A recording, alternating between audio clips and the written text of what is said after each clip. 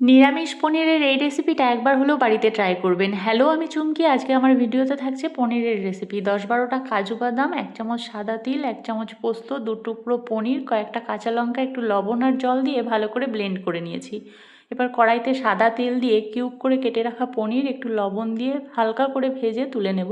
এবার ওই তেলে গোটা গোলমরিচ ফোড়ন দিয়ে মিক্স করে রাখা মশলা দিয়ে দেবো, আর মিক্সার বাটি ধুয়ে একটু জলও দিয়ে দেবো।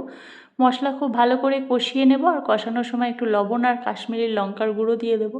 মশলা খুব ভালো করে কষানো হয়ে গেলে স্বাদের ব্যালেন্সের জন্য দিয়ে দেবো 1 চামচ চিনি আর কিউব করে কেটে রাখা ক্যাপসিকাম।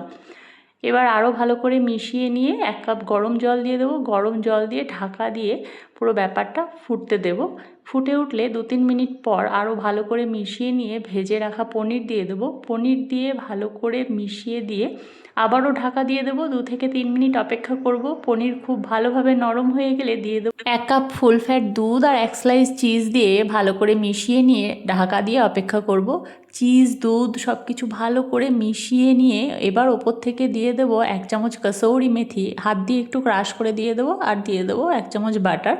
তো সব কিছু ভালো করে মিশিয়ে নিলেই রেডি। এটা কিন্তু গরম গরম রুটি, পরোটা, পোলাও, ভাত, ফ্রাইড রাইস সব কিছুর সঙ্গে ভীষণ ভালো লাগে।